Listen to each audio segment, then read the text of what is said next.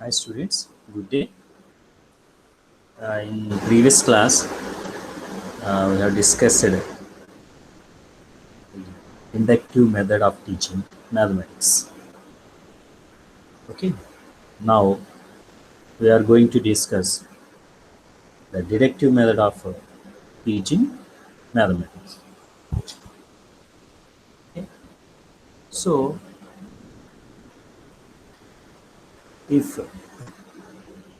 inductive method is clear to all, automatically deductive method is also clear.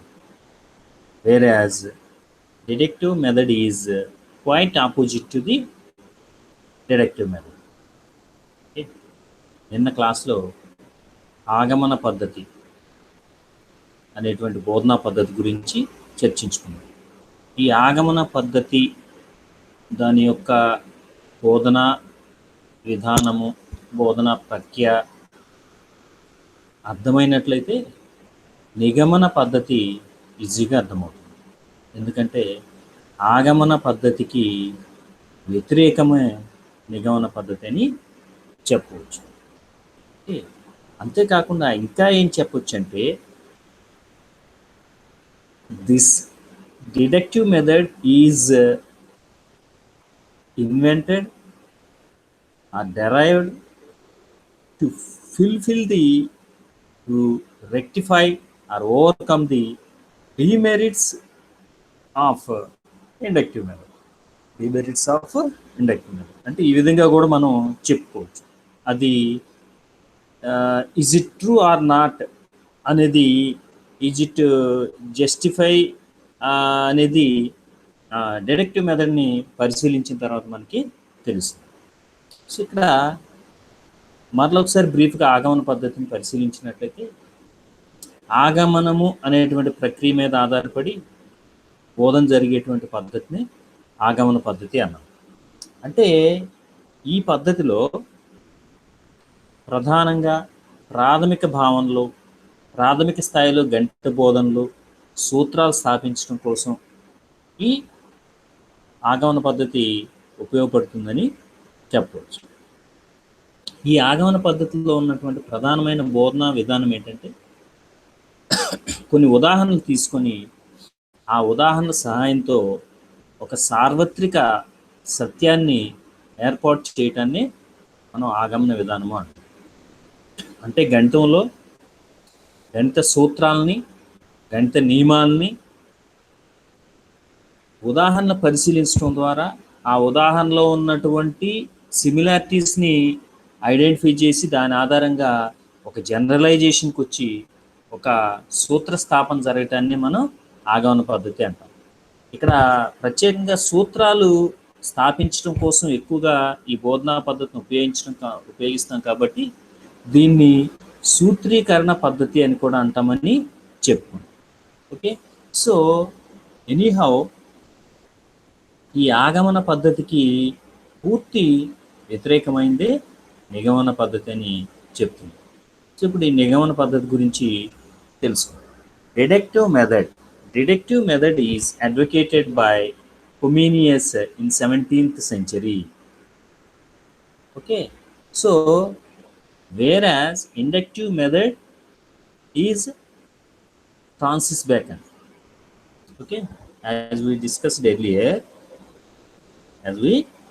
earlier, see this inductive method is advocated by Pestalozzi and Francis Bacon, and Pestalozzi developed this method, and Francis Bacon promoted this method. It's happened in 16th century, I think so. Okay, so coming to deductive method is advocated by Comenius in 17th century. Based on this deductive approach, process of the deduction, the Aristotle developed logic as a science. So this is the specialty of this deductive method. So anyhow, this deductive method is quite opposite to inductive method. ఇది పూర్తిగా ఆగమన పద్ధతికి వ్యతిరేకమైన పద్ధతి means వ్యతిరేక దిశలో దీంట్లో బోధనాభ్యసన ప్రక్రియ ఉంటుంది. అంటే మనం అర్థం చేసుకోవచ్చు, ఆగమన పద్ధతిలో బోధన ఏ విధంగా ఉంటుంది, ఉదాహరణలు పరిశీలించడం ద్వారా ఓ సూత్రాన్ని స్థాపించడం జరుగుతుంది. ఇక్కడ వ్యతిరేకము అంటున్నాం అంటే సూత్రం ఆధారంగా ఉదాహరణలు అంటే సమస్యలు సాధించడం అనేది జరుగుతుంది. ఇది బ్రీఫ్గా డిడక్టివ్ మెథడ్ అని చెప్పవచ్చు. Okay, deductive method is based on deduction, where as inductive method is based on induction. Okay, so ఇక్కడ డిడక్షన్ అంటే అనుసరించుట, ఆగమనం అంటే రాబట్టుట, ఇండక్షన్ అంటే రాబట్టుట, డిడక్షన్ అంటే అనుసరించుట. సో అనుసరించుట అనేటువంటి భావన మీద ఆధారపడి ఈ బోధనా పద్ధతి పనిచేస్తుంది. It is the opposite of inductive method. It is the opposite of inductive method. ఇది ఆగమన పద్ధతికి వ్యతిరేకమైన పద్ధతి అని చెప్పవచ్చు. In this method we proceed from general to particular and from abstract to concrete. Okay, so ఎలాగైతే deductive method is quite opposite to inductive method అని చెప్పుకున్నామో, ఆటోమేటిక్గా ప్రిన్సిపల్స్, అప్రోచ్ ఆఫ్ టీచింగ్ దానికి ఇండక్టివ్ మెథడ్కి ఆపోజిట్లోనే ఉంటుంది. It is the opposite method of inductive method. In this method, we proceed from general to particular, whereas in inductive method, we proceed from particular to general and concrete to abstract. Okay, at first, while teaching, while adapting deductive method in teaching learning process, at first the rules are given and then students are asked to apply these rules to solve more problems. Okay, ఈ బోధనా పద్ధతిలో విద్యార్థులకి ముందు సూత్రం ఇవ్వబడుతుంది, ఆ సూత్రం ఆధారంగా సమస్యలు సాధించమని చెప్పడం జరుగుతుంది. ఇది డిడక్టివ్ మెథడ్లో నిగమన పద్ధతిలో ఉన్నటువంటి బోధనా ప్రక్రియ. This approach is mainly used in algebra, geometry and trigonometry because different relations, laws and formula are used in these sub branches of mathematics. So ఇక్కడ ఇది ఎక్కడైతే ఆగమన పద్ధతి మనం చెప్పుకున్నాం, అదేవిధంగా నిగమన పద్ధతిని కూడా ఆల్జీబ్రా, జామెట్రీ, ట్రిగనామెట్రీ మొదలగు వాటిలో ఉపయోగించడం జరుగుతుంది బోధనాభ్యసన ప్రక్రియలో. ఎందుకంటే ఈ బ్రాంచెస్లోనే మ్యాథమెటిక్స్ సంబంధించినటువంటి ఫార్ములాస్ కానీ నియమాలు కానీ ఎక్కువగా ఉంటాయి, యూజ్ చేయడం జరుగుతుంది. కాబట్టి in this approach help is taken from assumptions, postulates and axioms of mathematics. It is used for teaching mathematics at a higher level. అంటే ఈ నిగమన పద్ధతిలో మన అజంప్షన్స్, ఊహలు, అలాగే యాక్సియమ్స్, నియమాలు, సిద్ధాంతాలు, పోస్టులేట్స్, ఇలాంటి వాటి మీద వాటి యొక్క హెల్ప్ తీసుకొని ఈ డిడక్టివ్ మెథడ్ అనేది ముందుకు సాగటం, బోధనాభ్యాస ప్రక్రియ ముందుకు సాగటం జరుగుతుంది. సో ఈ బోధనా పద్ధతి హయ్యర్ లెవెల్లో ఎక్కువగా ఉపయోగపడుతుంది. Whereas inductive method suits for lower level teaching, fundamentals, teaching of fundamentals. Okay, coming to the principles of this deductive method, unknown to known. So see the principles and compare the principles of inductive and deductive. So quite opposite.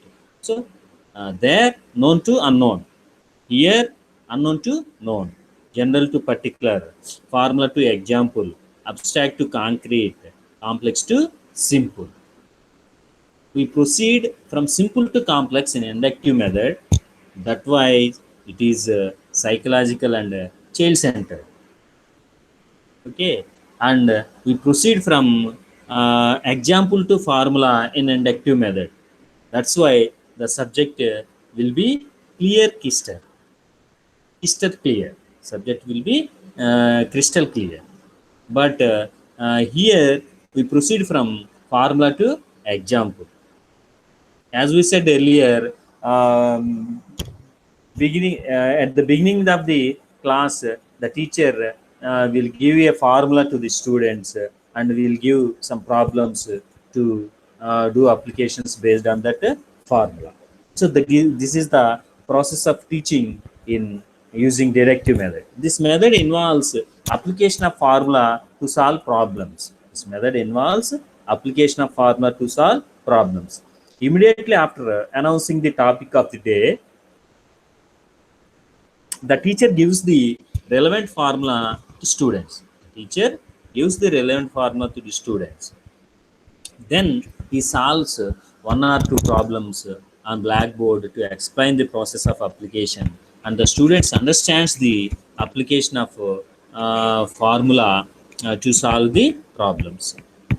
Then they are given a few more problems to solve, and the students will solve the given problem. This is the process of teaching in deductive method.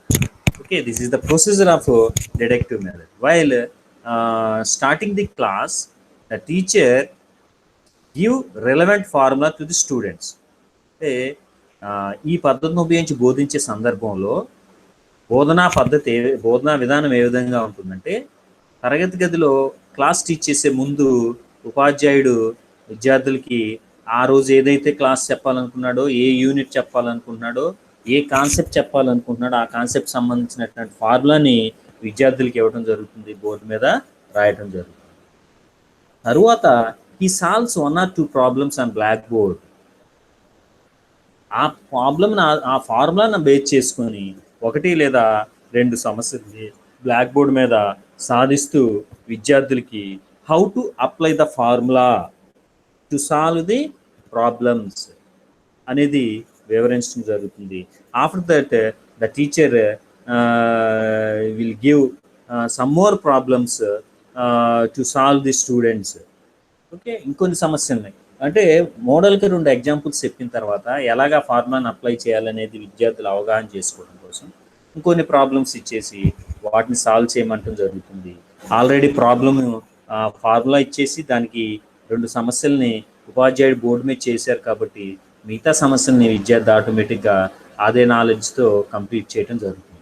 This is the procedure in teaching mathematics using deductive method. So నిగమన పద్ధతిని ఉపయోగించి గణితాన్ని బోధించే క్రమంలో బోధనా క్రమం అనేది ఈ విధంగా ఉంటుందని మనం చెప్పుకోవచ్చు.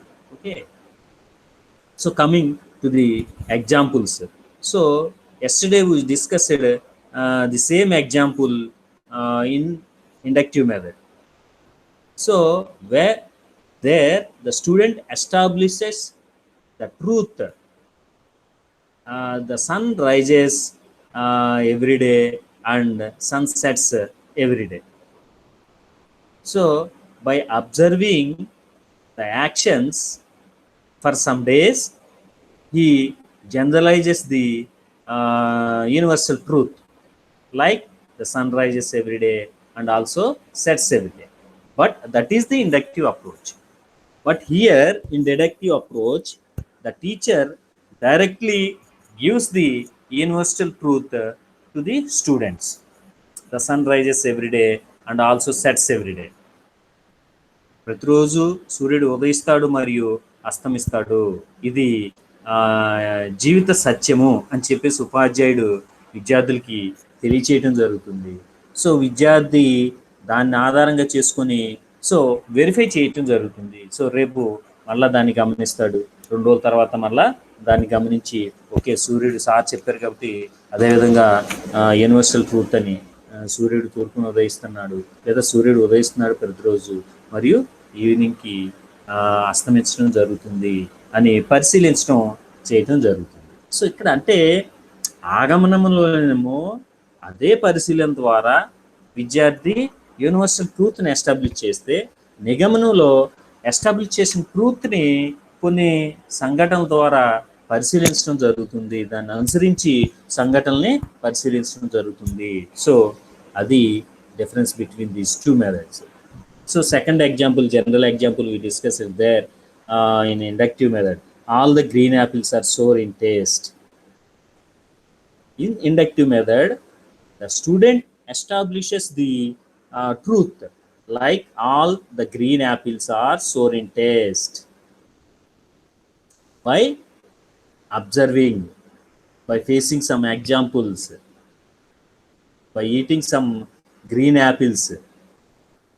Okay, here the teacher or anyone or any elder of our house, our family, of our society tells us all the green apples are sour in taste. Based on that, the children may be told that he should never eat the green apple because they are sour. Afterwards, he may verify this fact by testing green apples. Whether it is true or not, he will test. So anyhow, the truth will be given initially to the student. After that, based on the truth, he may verify some conditions, situations, some examples. So he follows the truth which was already established. That is the nature of in deductive method. Okay. So coming to the mathematics. So yesterday we discussed the same example for inductive method also. Students are told that the sum of three angles in a triangle is 180 degrees. Okay, this principle, this condition will be given to the students initially. Okay, students will verify the same. Based on that, student verify the same.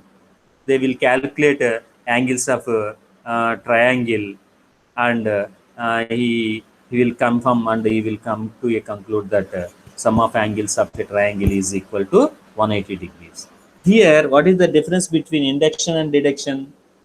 The same example, in case of teaching using inductive method, the teacher, without telling the relation of three angles of a triangle, the teacher gives three different triangles to the students and directed them to measure all the angles of all the three triangles and directed them to add the three angles of each triangle.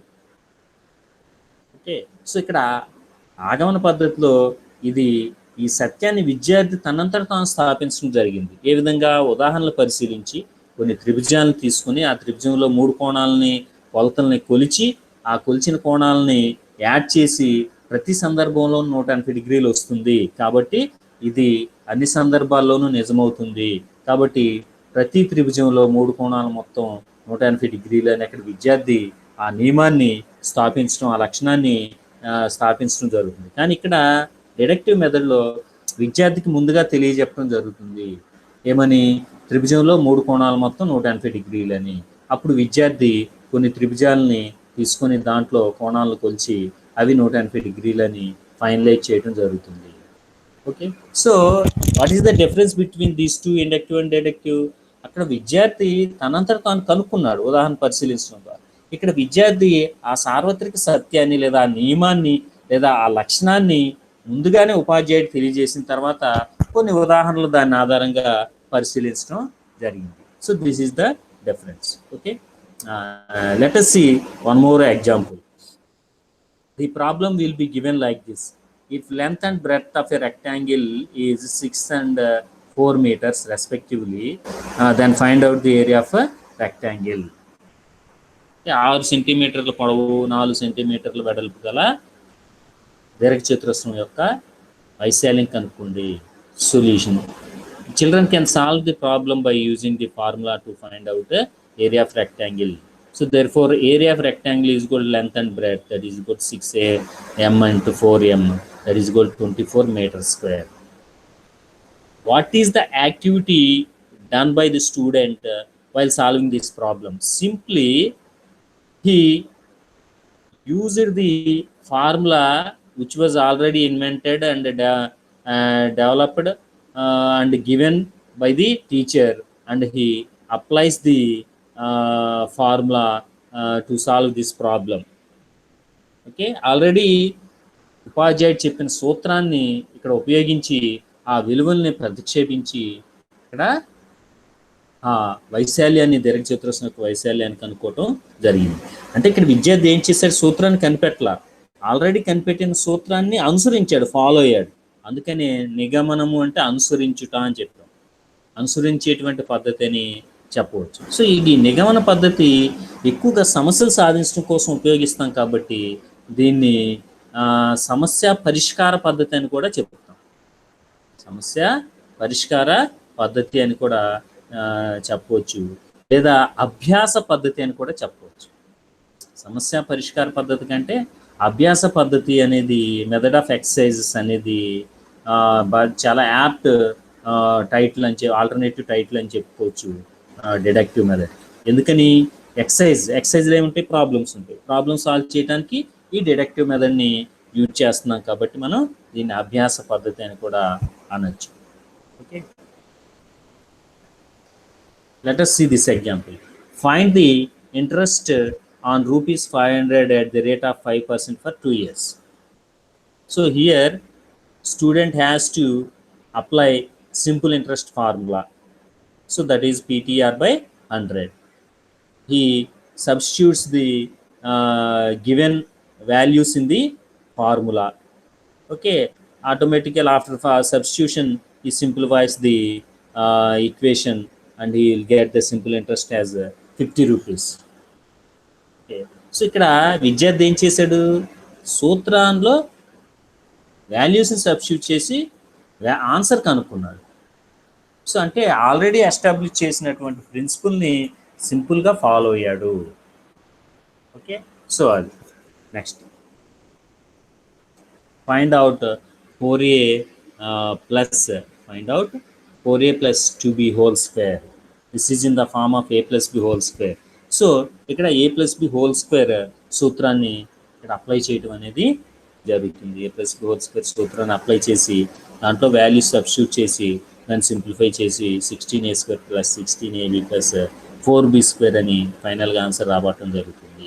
అంటే ఇక్కడ ఇది already establish చేసినటువంటి సూత్రాలని అనుసరించి సమస్యను సాధించే పద్ధతి, అందుకనే దీన్ని అభ్యాస పద్ధతి అని కూడా అన్నాము. కానీ ఆగమన పద్ధతిలో అయితే ఉదాహరణల ఆధారంగా సూత్రాలు రాబడుతున్నాం, సూత్రాన్ని స్థాపిస్తున్నాం. ఇక్కడ అక్కడ స్థాపించినటువంటి సూత్రాల ఆధారంగా సమస్యల్ని సాధించడం అనేది జరుగుతుంది. అందుకనే దీన్ని quiet opposite to the inductive method అని స్టార్టింగ్లో మనం చెప్పడం జరిగింది. Okay, so coming to the merits, it is a short and time saving method. ఇందాక చెప్పుకున్నాం, ఆగమన పద్ధతిలో ఉన్నటువంటి లోపాలని పూరించడం కోసం రూపొందించబడినటువంటి పద్ధతిగా కూడా మనం దీన్ని చెప్పుకోవచ్చు. Though it is opposite to inductive method, you can say that it is developed to overcome the demerits of inductive method, whereas one of the demerit of inductive method is it is time consuming and laborious method. ఎక్కువ సమయం తీసుకుంటుంది మరియు శ్రమతో కూడుకున్నటువంటి బోధనా పద్ధతిని అక్కడ మనం చెప్పడం జరిగింది ఆగమన పద్ధతిలో, వాటి యొక్క డిమెరిట్స్. కానీ ఇక్కడ మెరిట్స్ మనం గమనించినట్టయితే అది ఇక్కడ రెక్టిఫై అయిపోయింది. It is short and time saving method. ఇది తక్కువ సమయంలో ఎక్కువ బోధన చేసేటానికి ఉపయోగపడేటువంటి బోధనా పద్ధతిగా మనం చెప్పవచ్చు. It is very simple method. So no need to apply more mental powers and more knowledge by using this method, solving problems using this deductive method. కాబట్టి దీన్ని సింపుల్ మెథడ్ అని చెప్పవచ్చు. It is suitable to all topics, whereas inductive method is not suitable to teach all the topics of all the branches of mathematics. Okay, అన్ని గణిత శాఖల్లోని అన్ని అంశాలని బోధించడానికి ఈ ఆగమన పద్ధతి సరిపోదు. కానీ నిగమన పద్ధతి అన్ని శాఖల్ని, అన్ని అంశాలని బోధించడానికి ఉపయోగపడుతుంది, సూట్ అవుతుందని చెప్పవచ్చు. It is suitable to all topics. This method is useful for revision and drill work. Very particularly, this method is useful to do revision and drill work. Revision చేయడానికి, డ్రిల్ వర్క్ చేయడానికి ఈ తప్పనిసరిగా మనం నిగమన పద్ధతిని ఉపయోగించవలసి ఉంటుంది. It helps all types of learners. అన్ని రకాలైనటువంటి విద్యార్థులు ఈ పద్ధతిని ఉపయోగించడానికి ఇష్టపడతారు, అన్ని రకాలమైనటువంటి విద్యార్థులు ఉపయోగపడుతుందని చెప్పవచ్చు. All the teachers will accept and follow this method. అక్కడ చెప్పుకున్నాం, అందరూ విద్యార్థులకి ఇది సరైన బోధనా పద్ధతి కాదు, అందరూ ఉపాధ్యాయులకి ఇష్టపడినటువంటి బోధనా పద్ధతి ఆగమన పద్ధతి అని చెప్పుకున్నాం. కారణం ఏంటి అక్కడ డిస్కస్ చేసాం.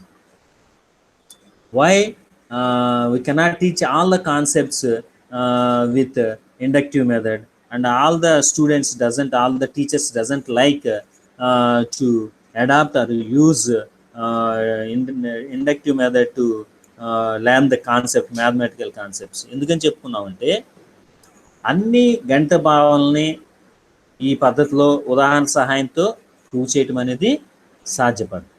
అలాగే అందరు టీచర్స్ ఎందుకు ఇష్టపడరు అంటే ఆగమన పద్ధతిని ఉపయోగించి బోధించే సందర్భంలో ప్రతి అంశం బోధించేటప్పుడు, అంటే ప్రతిసారి ఒక నియమాన్ని స్థాపించే క్రమంలో రెలవెన్సీ ఉన్నటువంటి, అదే క్రమంలో ఉన్నటువంటి అనేక ఉదాహరణలని విద్యార్థులకు ఉపాధ్యాయుడు అందించవలసి ఉంటుంది. Okay, based on the example supplied by the teacher, the student has to find out the similarities in the examples, given examples, and they have to generalize and they have to draw a principle. That is the process. So in that process, teacher has to give proper examples, and the teacher has to lead the students towards finding the similarities in the given examples and towards generalizing the similarity. అది అక్కడ ఉన్నటువంటి task inductive method. కాబట్టి అందరు teachers అక్కడ ఇష్టపడరు. కానీ దీంట్లో ఏం టాస్క్ ఉంది? Nothing is there, simply following the principle, applying the principle to solve the problems. Problems solve చేయడానికి ఆల్రెడీ ఎస్టాబ్లిష్ చేసిన సూత్రాన్ని ఉపయోగించటమే దీంట్లో ఉన్నటువంటి విధానము. కాబట్టి అందరు టీచర్స్ కూడా ఇష్టపడతారు, అందరూ విద్యార్థులు కూడా ఈ బోధనా పద్ధతి ఈజీగా ఫాలో అవుతారని చెప్పవచ్చు. It provides sufficient practice in the application of various mathematical formula and rules. అక్కడ ఇంకొక విషయం చెప్పుకున్నాం డిమెరిట్స్లో లాస్ట్లో. సూత్రం స్థాపించడంతోనే అభ్యసన ప్రక్రియ లేదా బోధనా ప్రక్రియ పూర్తవదు. పూర్తయితే ఆ అంశాల పట్ల విద్యార్థికి స్పష్టత అనేది లేదా నాలెడ్జ్ ఫిక్సేషన్ అనేది అవ్వదు అని చెప్తుంది. సో కారణం ఏంటంటే సూత్రం స్థాపించడంతో అయిపోతుంది, మళ్ళీ ఇంకో సూత్రానికి వెళ్ళటం జరుగుతుంది, ఇంకో భావనకి వెళ్ళటం జరుగుతుంది. కానీ అది నాలెడ్జ్ ఫిక్సేషన్ అవ్వాలి అంటే దాని మీద ఇంకా లాట్ ఆఫ్ ప్రాక్టీస్ జరగాలి, లాట్ ఆఫ్ ఎగ్జాంపుల్స్ చేయాలి, డ్రిల్ వర్క్ చేయాలి. చేస్తే అప్పుడు ఆ నాలెడ్జ్ ఫిక్సేషన్ అనేది జరుగుతుంది. సో ఈ డిడక్టివ్ మెథడ్లో అది సాధ్యపడుతుంది. It provides sufficient practice in the application of various mathematical formula and rules.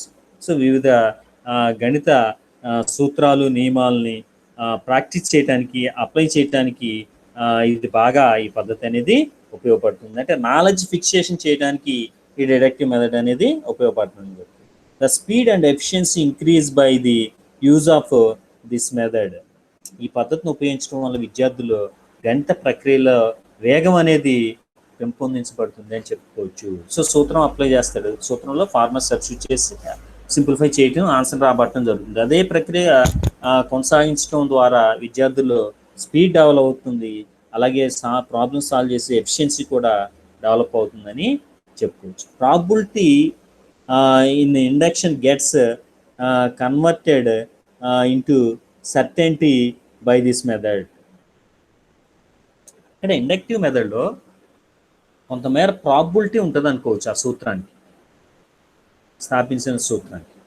ఆ సూత్రం ఆ డిడక్టివ్ మెథడ్ని అప్లై చేసి number of similar problems solve చేయటం ద్వారా సర్టైనిటీ అనేది అప్లై అవుతుంది. అంటే ప్రాబబిలిటీ నుంచి కన్వర్ట్ అయ్యి సర్టెనిటీ అనేది ఆ ఫార్ములాకి, ఇన్వెంట్ చేసినటువంటి ఫార్ములాకి వస్తుంది. For example a to the power of m into a to the power of n అనేటువంటి ఫార్ములాని అక్కడ మనం ఇండక్టివ్ మెథడ్లో ఎస్టాబ్లిష్ చేయడం జరిగింది. ఎస్టాబ్లిష్ చేసిన తర్వాత ఓకే, అక్కడతో ఆగిపోయింది ప్రాసెస్. సో ఇక్కడ అది కరెక్టా కాదా, మూడు ఎగ్జాంపుల్స్కే సూత్రం వచ్చేసిందా, అది అక్కడ ప్రాబిలిటీ అనేది ఉంటుంది. కానీ ఇక్కడ డిడక్టివ్ మెథడ్లో ఆ ప్రాబ్లమ్ను ఉపయోగించి ఇంకా నంబర్ ఆఫ్ ఆ ఫార్ములాను ఉపయోగించి number of problems examples solve చేయడం ద్వారా అక్కడ సర్టెనిటీ వస్తుంది. అంటే మోర్ నంబర్ ఆఫ్ ఎగ్జాంపుల్స్ పరిశీలిస్తే దాని యొక్క అథెంటిసిటీ, అప్లికబిలిటీ అనేది పెరుగుతుంది, సర్టెనిటీ అనేది పెరుగుతుంది. అక్కడ మనం ఫార్ములాని ఎస్టాబ్లిష్ చేసేటప్పుడు 2-3 ఉదాహరణ తీసుకొని దాంట్లో ఉన్నటువంటి సిమిలారిటీ ఆధారంగా జనరలైజ్ చేసి ఫార్ములా ఎస్టాబ్లిష్ చేసాం. ఓకే, సో దాన్ని ఎస్టాబ్లిష్ చేసిన ఫార్ములాని నెంబర్ ఆఫ్ కేసెస్కి అప్లై చేయటం ద్వారా డిడక్టివ్ మెథడ్ ద్వారా దానికి సర్టెనిటీ అనేది డెవలప్ అవుతుంది, పెంపొందించబడుతుంది అని చెప్పుకోవచ్చు. Useful to teach higher classes, ఇందా చెప్పుకున్నట్లుగా ఇది హయ్యర్ క్లాసెస్లో కాన్సెప్ట్స్ టీచ్ చేయడంలో, ఇండక్టివ్ మెథడ్ లోయర్ క్లాసెస్లో కాన్సెప్ట్స్ టీచ్ చేయడానికి సరిపోదు అన్నాం. అంటే అది లెంగ్తీ మెథడ్ కాబట్టి ప్రతి సందర్భంలో ఉదాహరణ తీసుకొని విద్యార్థికి వివరించాలి, సూత్రాన్ని స్థాపించాలన్నప్పుడు అక్కడ హయ్యర్ లెవెల్లో స్టూడెంట్స్ బోర్ ఫీల్ అయ్యే అవకాశం ఉంటుంది. అందుకని ఈ డిడక్టివ్ మెథడ్ అనేది ఇక్కడ హయ్యర్ క్లాసెస్ టీచ్ చేయడానికి బాగా ఉపయోగపడుతుందని చెప్పుకోవచ్చు. Enable to complete the syllabus within the given time. So అక్కడ డిమెరిట్స్తో చెప్పుకున్నాం, syllabus we are unable to complete the syllabus within the time limit. ఇచ్చినటువంటి టైం లిమిట్లో సిలబస్ పూర్తి చేయడానికి అవకాశం అనేది ఆగమన పద్ధతిలో లేదు. కానీ ఇక్కడ నిగమన పద్ధతి ద్వారా సిలబస్ని ఇన్ టైంలో పూర్తి చేసే అవకాశం అనేది కలుగుతుంది. By this method cramming power of the students will increase. So విద్యార్థుల్లో గుర్తుంచుకునేటువంటి సామర్థ్యం, బట్టి పెట్టే సామర్థ్యం అనేది పెరుగుతుంది. ఎందుకని ఇక్కడ విద్యార్థి బట్టి పెట్టాలి, సూత్రం ఎలా వచ్చిందో తెలియదు, బట్టి పెట్టాలి. కాబట్టి విద్యార్థి జ్ఞాపక శక్తి పెంచే అవకాశం అనేది కలుగుతుందని మనం దీన్ని చెప్పవచ్చు. More knowledge can be gained in the less time by use of this method. అంటే తక్కువ టైంలో, ఎలాగైతే ఇది టైం సేవింగ్ అన్నామో, షార్ట్ మెథడ్ అన్నామో, దాన్ని బేస్ చేసుకొని మనం ఈ మెరిట్ కూడా డిస్కస్ చేసుకోవచ్చు. More knowledge can be gained in the less time because of this method. అంటే తక్కువ టైంలో ఎక్కువ నాలెడ్జ్ని గెయిన్ చేసే అవకాశం అనేది కలుగుతుంది. It is the compliment of inductive method. So దాన్ని అనుసరించేటువంటి బోధనా పద్ధతిగా మనం చెప్పుకోవచ్చు ఈ నిగమన పద్ధతిని. ఓకే, అంటే నిగమన పద్ధతి అనేది ఆగమన పద్ధతిలో స్థాపించబడినటువంటి సూత్రాలని ఆధారంగా ఆ సూత్రాలను అప్లై చేయటం, విద్యార్థి ఆ సూత్రాలని అప్లై చేసి సమస్యలు సాధించడం అనేది దీంట్లో ఉన్నటువంటి బోధనా పద్ధతిలో ప్రధానమైన ప్రక్రియగా మనం చెప్పుకోవచ్చు. Coming to demerits, it is not psychological method. ఇది సైకలాజికల్ మెథడ్ కాదు. వేరాజ్ ఇండక్టివ్ మెథడ్ ఈజ్ సైకలాజికల్. ఆగమన పద్ధతి మనోవైజ్ఞానిక పద్ధతి అని చెప్పుకున్నాం, కానీ ఇది సైకలాజికల్ మెథడ్ కాదు అంటున్నాం. ఇక్కడ జనరల్గా మనం స్టూడెంట్ సెంటర్డ్ మెథడ్స్ అన్నీ కూడా సైకలాజికలే అన్నాం, కానీ except this inductive method it is not psychological. ఎందుకంటే ఇక్కడ స్టూడెంట్ సైకలాజికల్గా చేసేటువంటి, బౌద్ధికంగా చేసేటువంటి పని ఏమీ లేదు. సింపుల్గా ఎస్టాబ్లిష్ అయిన ఫార్ములాలో వాల్యూస్ని సబ్స్టిట్యూట్ చేసి క్యాలిక్యులేషన్ చేయటం మాత్రమే జరుగుతుంది. కానీ ఆగమన పద్ధతి పరిశీలించినట్లయితే అక్కడ విద్యార్థి ఉదాహరణలన్నింటినీ పరిశీలించాలి, దాంట్లో సిమిలారిటీస్ ఐడెంటిఫై చేసి వాటిని బయటికి తీసి వాటిని అనలైజ్ చేసి దాంట్లో ఉన్న సిమిలారిటీ ఆధారంగా ఒక కంక్లూజన్కి రావాలి, జనరలైజేషన్కి రావాలి. జనరలైజేషన్కి వచ్చినప్పుడు అది ప్రిన్సిపల్ ఫామ్లో ఎస్టాబ్లిష్ అవుతుంది, మళ్ళీ దాన్ని వెరిఫై చేయాలి. సో ఈ ప్రక్రియలో మెంటల్ ప్రాసెస్ అనేది ఇన్వాల్వ్ అయి ఉంది. కానీ ఇక్కడ మెంటల్ ప్రాసెస్ అనేది ఏమీ ఇన్వాల్వ్ అవ్వలేదు. సింపుల్గా ఆల్రెడీ ఎస్టాబ్లిష్ చేసినటువంటి ఉన్నటువంటి ఫార్ములాలో వాల్యూస్ సబ్స్టిట్యూట్ చేయడమే. ఇందాక ఎగ్జాంపుల్ పరిశీలించాం. దీర్ఘచతురస్రం యొక్క పొడవు 6 మీటర్లు, వెడల్పు 4 మీటర్లు అయితే వైశాల్యం కనుక్కోండి అని.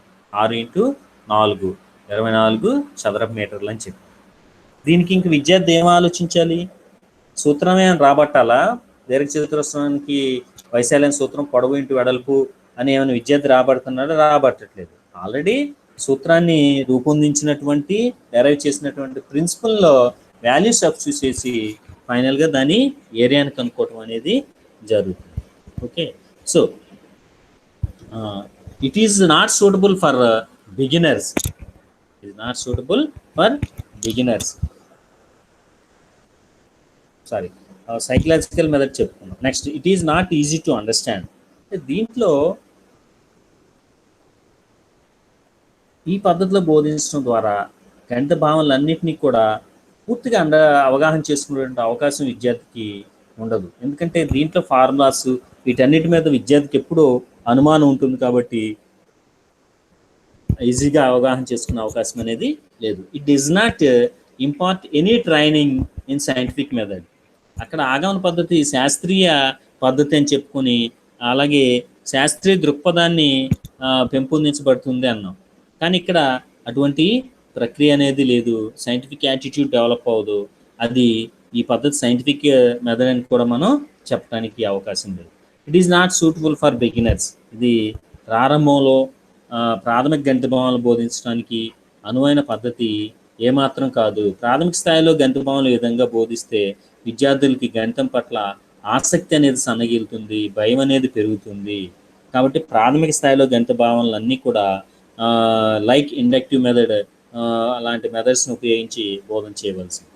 It encourages cramming. ఇది బట్టి పెట్టడాన్ని ప్రోత్సహిస్తుంది.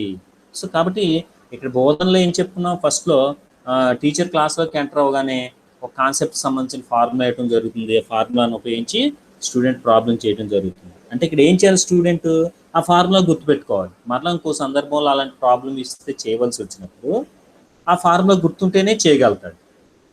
అదే ఆగమన పద్ధతిలో అయితే ఫార్ములాని గుర్తుపెట్టుకోవాల్సిన అవసరం లేదు. ఎందుకంటే అక్కడ ఫార్ములా తనే కనుక్కుంటున్నాడు. ఉదాహరణ సాయంతో ఇన్ కేస్ మర్చిపోతే మరలా ఉదాహరణలు అనుసరించి అతను ఫార్ములాని ఎస్టాబ్లిష్ చేసుకునే అవకాశం అనేది ఉంటుంది. So in that case it puts more emphasis on memory. అంటే జ్ఞాపక శక్తి అనే దాని మీద ఎక్కువ స్ట్రెస్ అనేది ఉంటుంది ఈ డిడక్టివ్ మెథడ్లో అని చెప్పవచ్చు. It is not suitable for the development of reasoning, logical thinking, and scientific attitude. By the use of this deductive method, we are unable to develop reasoning powers and logical thinking power and scientific attitude in the students. విద్యార్థుల్లో మనం ఇటువంటి తార్కికమైనటువంటి అవగాహన శక్తి, ఆలోచన శక్తి, అలాగే శాస్త్రీయ దృక్పథం ఇలాంటి లక్షణాలన్నీ గుడ్ వర్చ్యూస్ని డెవలప్ చేసేటువంటి అవకాశం ఈ పద్ధతి ద్వారా లేదు. It does not help the student to assimilate and turn the knowledge to his own use. So the knowledge does not become wisdom. ఎప్పుడైనా మనం నేర్చుకుంది మనం ఉపయోగించుకోగలగాలి, అది విజ్డమ్గా మారాలి. అలాంటి అవకాశం ఇక్కడ లేదు. ఎందుకంటే సూత్రం పట్ల అవగాహన ఉండదు విద్యార్థికి, ఈ పద్ధతిలో బోధించే అంశాల పట్ల అవగాహన ఉండదు, రూట్ మెమరీ చేయవలసి ఉంటుంది. కాబట్టి దీన్ని ఎక్కడ కూడా అప్లై చేయలేడు. కాబట్టి it doesn't convert the knowledge into wisdom. Okay, in this the student cannot become an active learner. ఈ పద్ధతిలో విద్యార్థి యాక్టివ్ లెర్నర్గా ఉండదు. ఎందుకని, టీచర్ వచ్చి ఫార్ములా ఇస్తాడు, ఆ ఫార్ములా బోర్డు మీద రాసి ఒక 2 లెక్కలు రాస్తాడు, వాటిని నోట్స్లో రాసుకొని టీచర్ చూపించడం, ఇంతకు మించి వేరే కార్యక్రమం అంటూ ఏమీ బోధనా పద్ధతి ఉంటుంది. కానీ ఆగమన పద్ధతిలో అయితే సో ఉపాధ్యాయుడు ఇచ్చిన ఉదాహరణలు పరిశీలించాలి, ఎనాలిసిస్ చేయాలి, వాటిలో ఉన్నటువంటి సిమిలారిటీస్ని ఐడెంటిఫై చేసి వాటిని ఎనాలిసిస్ చేయాలి. చేసిన తర్వాత అప్పుడు జనరలైజేషన్కి వచ్చి ఒక ఫార్ములాను స్థాపించాలి, ఆ ఫార్ములాను అలా వెరిఫై చేయాలి, ఆ తర్వాత అప్పుడు అప్లికేషన్. ఇంత ప్రాసెస్. కానీ ఇది సింపుల్గా ఎస్టాబ్లిష్ అయిన ఫార్ములాని ఉపయోగించి సమస్యను సాధించడమే కాబట్టి student cannot become a active learner. If the student forgets the formula, he fails to recollect and reconstruct it. Whereas in inductive method, if the student forgets the formula, there is a chance or possibility to establish the formula again using the process of induction. So దీంట్లో ఆ విధంగా లేదు అని మనం చెప్పవచ్చు. So ఇవి ఈ పద్ధతి యొక్క డిమెరిట్స్గా మనం డిస్కస్ చేయొచ్చు. Now I have a question. Which method we have to use in teaching learning of mathematics? ఈ రెండు పద్ధతుల యొక్క లాభాలు నష్టాలు బోధనా విధానం పరిశీలించిన తరువాత ఇప్పుడు మనం చెప్పగలిగి ఉండాలి ఏ పద్ధతి సరైంది. బోధన గణిత సంబంధించినటువంటి వివిధ గణిత శాఖల్ని, ఆ గణిత శాఖల్లోని వివిధ బోధనా అంశాలను బోధించడం కోసం ఏ పద్ధతి అనువైనది అనేది మనం చెప్పగలిగి ఉండాలి. ఓకే, సో ఏ పద్ధతి అనువైంది? Inductive or deductive? No. Individually both the methods have merits and demerits. So we can achieve more result by using these methods in combination form. That's in combination form. ఈ రెండింటిని combination ఫామ్లో use చేసినప్పుడు మంచి ప్రయోజనాలు కలుగుతాయని చెప్పవచ్చు. ఏంటి combination form అంటే? సూత్రం ఎస్టాబ్లిష్ చేసేటప్పుడేమో ఆగమన పద్ధతిని ఉపయోగించి, ఎస్టాబ్లిష్ చేసిన తర్వాత నిగమన పద్ధతిని ఉపయోగించి ఆ సమస్యలు సాధించడం ద్వారా ఆ సూత్రం స్టూడెంట్ మైండ్లో ఫిక్సేషన్ అనేది అవటం జరుగుతుంది. సో కాబట్టి ఎప్పుడు కూడా దీన్ని కాంబినేషన్ ఫామ్లోనే యూజ్ చేయవలసిన అవసరం అనేది ఉంటుంది. So this is the deductive method. ఇది ఆగమన పద్ధతి పూర్తిగా వ్యతిరేకమని కూడా చెప్పుకోవడం జరిగింది. సో ఇప్పుడు డిఫరెన్సెస్ని ఒకసారి పరిశీలిద్దాం. ఇక్కడ మనం ఆల్రెడీ వీటి యొక్క మెరిట్స్ కానీ డిమెరిట్స్ కానీ దాంట్లో ఉన్నటువంటి బోధనా విధానం కానీ ప్రిన్సిపల్స్ కానీ మనం పరిశీలించాం, నేర్చుకున్నప్పుడు వాటిని ఆధారంగా చేసుకుని మనం మెరిట్స్ డిమెరిట్స్ అనేది ఈజీగా డిస్కస్ చేయగలిగి ఉండాలి, చెప్పగలిగి ఉండాలి. So in this context let us discuss the differences between inductive method and deductive method. Okay, so inductive method based on induction, deductive method based on deduction. In this method, in deductive method, we proceed from particular to general, example to general rule, and concrete to abstract. Whereas in deductive method, we proceed from general to particular, from general rule to example, and from abstract to concrete. So both are opposite. These are the principles of second point in differences reflects the principles of particular methods. Principles of those particular methods. Okay, it is a scientific method. It is not a scientific method. Inductive method is a scientific method, whereas deductive method is not a scientific method. This is best method for teaching. Inductive method is best method for teaching, but deductive method is best method for learning. So what is the teaching difference? So using inductive method, we may inculcate the knowledge in the students by discovering themselves. But in deductive method, simply students will solve the problems, will complete the exercises, will do the exercises, problems in the exercises using that principle established with the help of inductive method. So that's why we call deductive method as learning method, inductive method as a teaching method. Suitable for teaching at lower level. Inductive method is suitable for teaching at lower level, whereas deductive method is suitable for teaching at higher level. Coming to next point, students are active participants. In inductive method, students are active participants. Why they are active in teaching learning process while using inductive method in the classroom? So in the classroom, they teach. If a teacher is teaching the concepts with the help of inductive method, teacher has to give examples to the students, and student has to observe and analyze the examples, and they have to find out the similarities in the given examples. Based on that, they have to come to a conclusion. After that, they have to they have to invent, discover the formula. This is the process. In this process, always student is active, is doing some activity by thinking, by logical thinking, whatever it may be, student is active. Okay.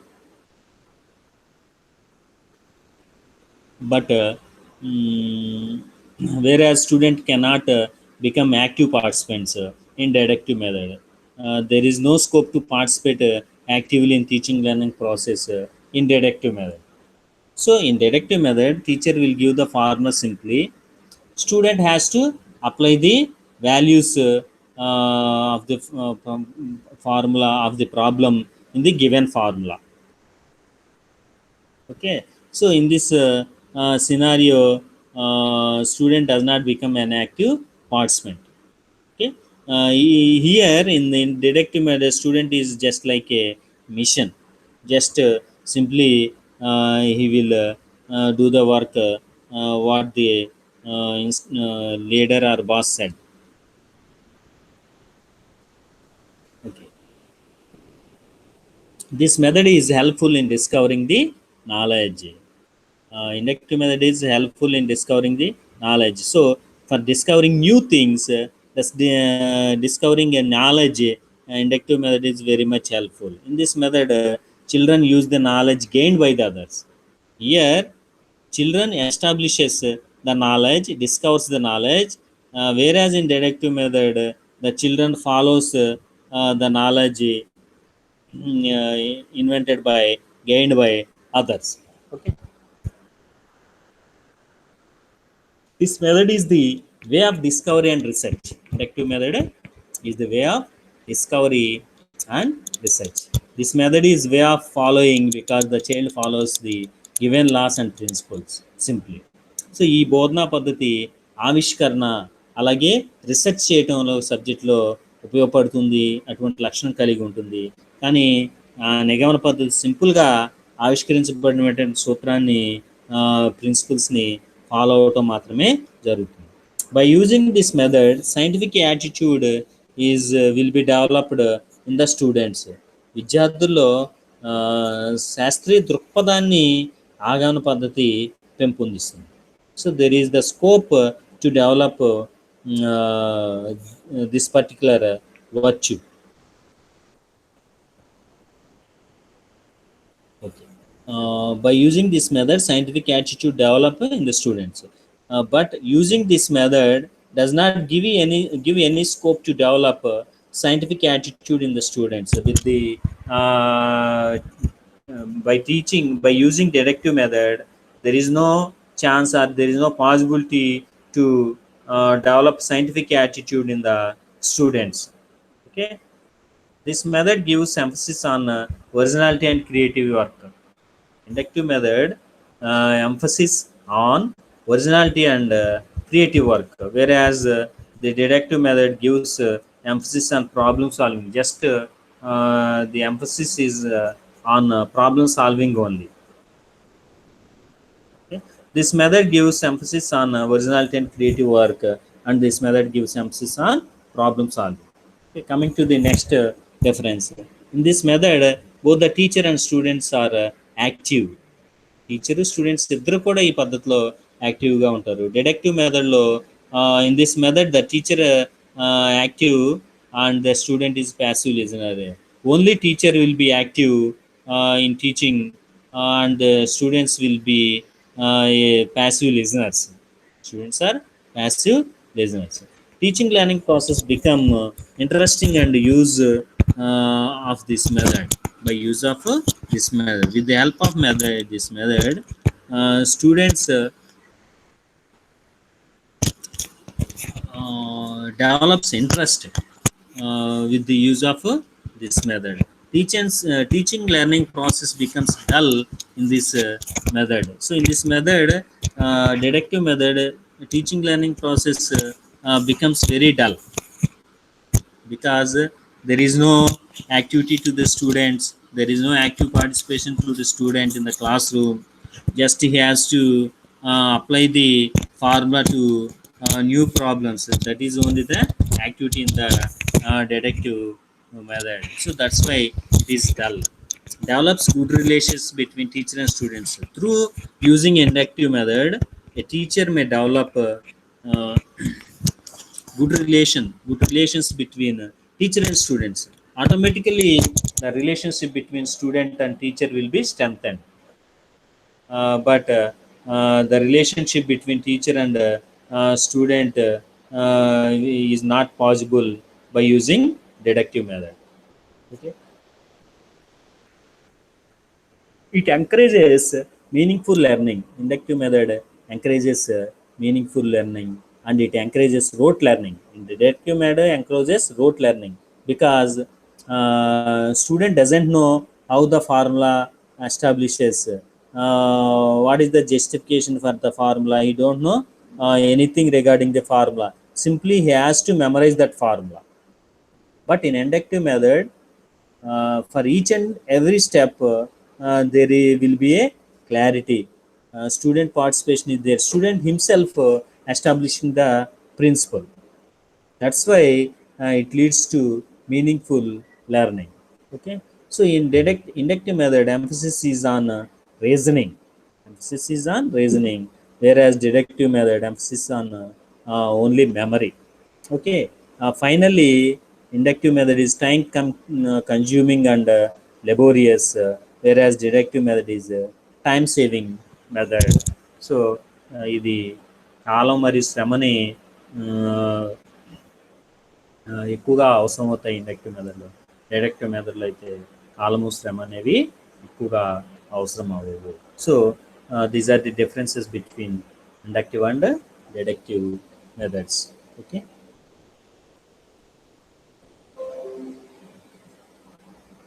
Okay students, inductive and deductive method రెండింటిని discuss చేసాము, వాటిని compare చేసాము, అంటే differences పరిశీలించాము. So కాబట్టి ఇది examination point of వ్యూలో important question కాబట్టి తప్పనిసరిగా దీని మీద మీరు చేయవలసింది ఏంటంటే, ప్రీవియస్ సెషన్లో మీకు ఒక కాన్సెప్ట్ ఇవ్వడం జరిగింది, ఒక ఎగ్జాంపుల్ ఇండక్టివ్ మెథడ్ను యూజ్ చేసి సాల్వ్ చేయమని. Okay. Compound interest formula, simple interest ఫార్ములాని బేస్ చేసుకొని డెరైవ్ చేయమని చెప్తుంది. అలాగే మీరు చేయవలసింది ఏంటంటే కొన్ని ఎగ్జాంపుల్స్ని అన్ని areas of mathematics, branches of mathematics కొన్ని ఎగ్జాంపుల్స్ తీసుకుని దాన్ని ఇండక్టివ్ మెథడ్, డిడక్టివ్ మెథడ్ రెండింటిని అప్లై చేసి మీరు ప్రాక్టీస్ చేయవలసిందిగా కోరుచున్నాను. Okay. Thank you students. Have a nice day. Don't go out unnecessarily. Stay home and stay safe.